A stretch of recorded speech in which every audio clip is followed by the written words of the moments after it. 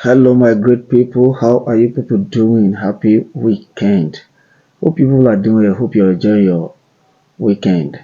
A quick one. I want us to do a little bit of analysis of the voice note that we posted yesterday, that I posted on this channel yesterday night. Most of the things that was said in that VIN notes was a very great one. Was something we have been expecting. Are you getting it? But not all of them I totally agreed with. Yes, everybody have their own opinion of things or have different ways of reasoning things and saying things. You understand? But firstly, before I begin to pinpoint out some of the things that I did not agree with, because all that I will say that they are all culprits of that allegation, or they are all culprits of that system. Let me start by saying, firstly, we give God the glory because we finally noticed that this disbursement is actually coming to an end. We have waited for so long. We have waited for so long. We thank God that it's actually coming to an end, because if you notice in His word, He said, if you're, if possibly if disbursement is to happen by Monday or Wednesday, will your name be part of the beneficiary? This shows that this coming week is loaded with good news.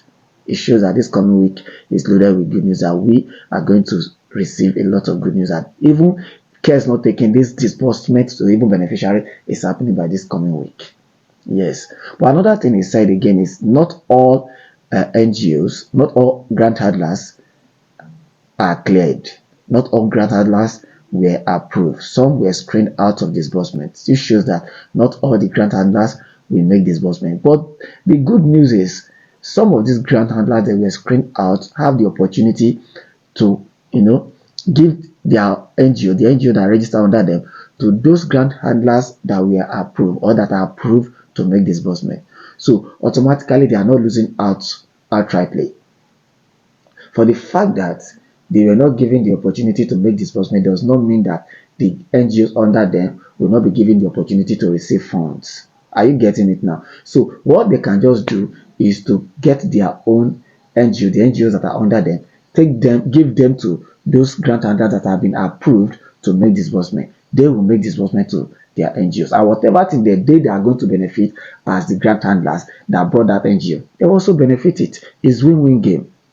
Are you getting it? So you as a beneficiary, you don't have anything to be afraid of. But the only thing is this: is your grant handler that smart to do this?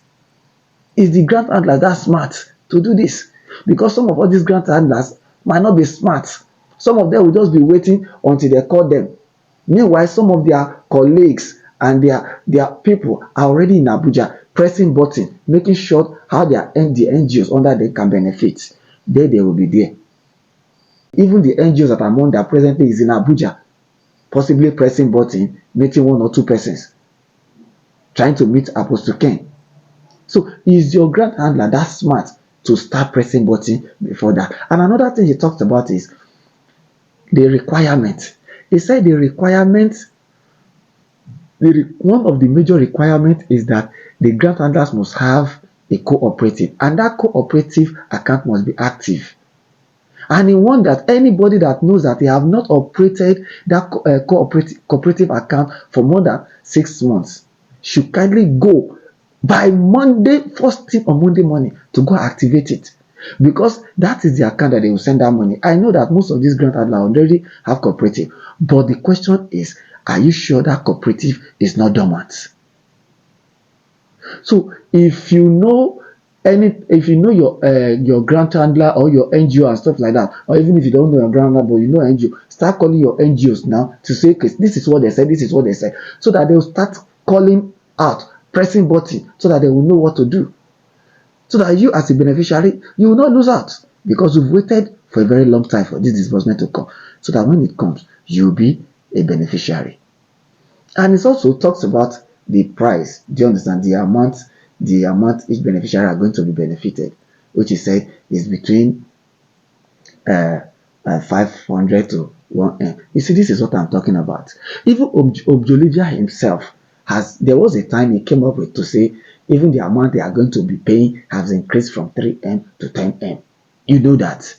So this is why I say they are all culprit of this misleading information. He may also have misled us in some time past. Even if everybody is trying to claim saying that they don't give face false information or stuff like that, they have all been giving us false information, because most of the information they have been giving, even him himself, has always been shifting. You know that. So this is why I say they are all culprits of this misleading information. Nobody is a saint. The only thing is just that some are more, some are more linear with their misleading than others. People like Madam Ngozi herself, in fact, her own misleading information is A1. Some of these people, as they are misleading you, some are misleading you for selfish interest. Some of them are doing it for selfish interest, while some of them are not doing it for any selfish interest. But possibly by the time they give you that information, it changes in one way or the other at long run.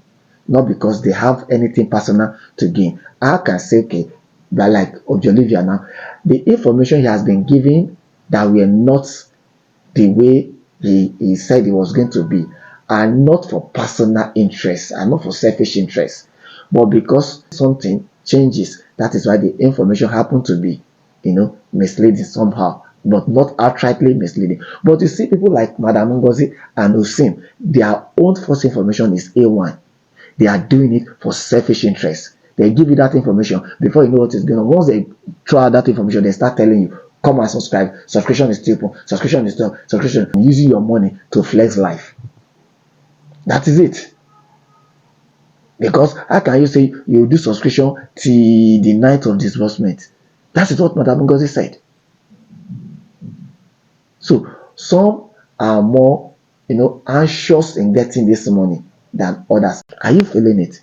So that is just that in that angle. And the angle of check being given, CBN being given check to grant holders, and the check being lodged into the account and to be mature in 3 days time.